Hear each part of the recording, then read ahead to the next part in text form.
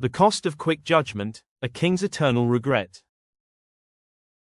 Long ago, in a mighty kingdom bathed in golden sunlight and ruled by justice and wisdom, lived a king named Arav.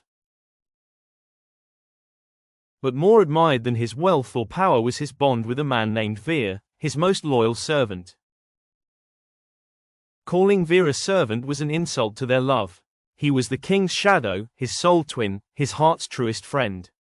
They ate from the same plate, slept under the same stars, and dreamed the same dreams. Arav often said, "I may wear the crown, but Veer carries the weight of the kingdom with me." The court knew it, the people knew it, the skies themselves seemed to shine a little brighter when they were together. Without Veer, the king would forget to eat, lose sleep, and walk restlessly through the marble corridors like a lion searching for its cub.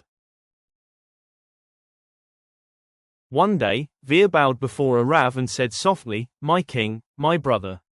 My parents, now old and frail, have asked for me.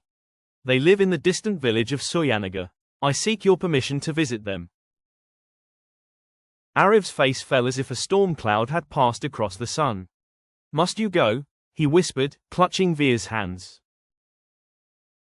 "Only for a few days. I shall return faster than your next heartbeat," Veer promised. With a heavy heart, the king allowed him to go. "Hurry back," he said. "Don't let me sleep without your laughter."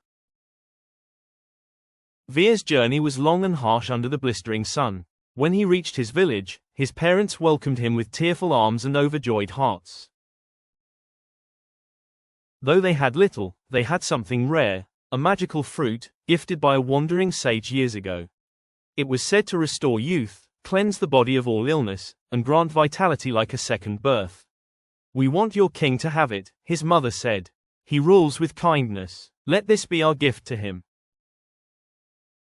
Veer took the fruit with reverence, wrapping it carefully and beginning his journey back. But fate, that cruel mistress, had other plans. Under the fierce sun, Veer collapsed from exhaustion and heatstroke. The fruit rolled from his hand and landed on the dusty road. While he lay unconscious, a snake, attracted by the scent, slithered over and bit the fruit. Finding it unpalatable, it slithered away, but its venom soaked into the flesh of the fruit, corrupting its magic. Hours later, Veer awoke, weak but determined. He washed the fruit thoroughly in a stream, unaware of what had happened, and pressed onward to the palace. When he returned, the king rushed to embrace him. Veer, with love in his eyes, presented the fruit. "This, my king, will make you strong and young again. A gift from my parents. From their hearts, to yours." Arav took the fruit, eyes gleaming. But his ministers leaned in, voices slippery with doubt. "Your Majesty, this could be a trap. Let us test it." The king hesitated, torn between trust and fear. "Very well, test it." The fruit was fed to a goat. Moments later, it collapsed, dead. Silence gripped the court like a vice. Gasps, whispers, fingers pointing. All eyes turned to Veer in horror. "You dare betray me?" the king roared, his voice shaking not with anger alone, but with the shattering of trust. "No, my king, I swear, Veer stammered, stepping forward, eyes wide with pain and confusion. But Arav, blinded by hurt, stopped him with a raised hand. "I trusted you with more than my kingdom. I trusted you with my heart." A heavy silence fell. "Leave," the king said coldly. "Leave this kingdom, today, forever. I never want to see your face again." The words were daggers. Veer fell to his knees. "Please, believe me, I would never go," Arav roared. With tears streaking his face and his soul torn in silence, Veer rose. He bowed one last time, not to the throne, but to the man he loved like a brother. And then he left. Without another word, his aged parents joined him. Together, they disappeared into the horizon, never to be seen again. Years passed. A tree grew from the discarded fruit. No one knew about it. Its golden orbs glowing faintly, ignored by all, until one day, an old couple, hungry and tired, ate its fruit and were instantly restored to youth.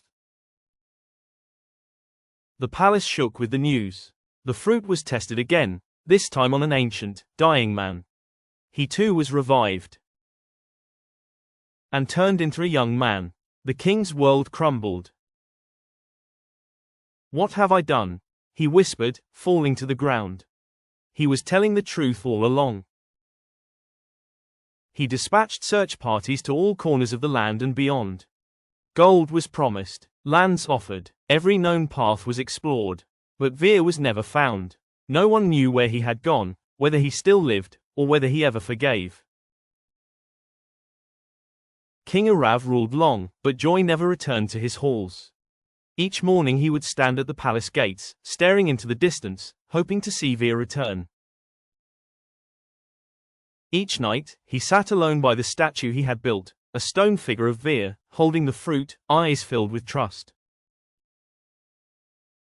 He wept often, not as a king, but as a brother who lost more than a friend. He lost his mirror, his soul's reflection.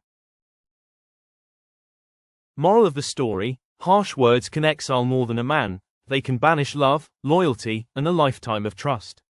Once broken, some bonds may never return. So speak not in anger, and act not in haste, for regret may outlive forgiveness.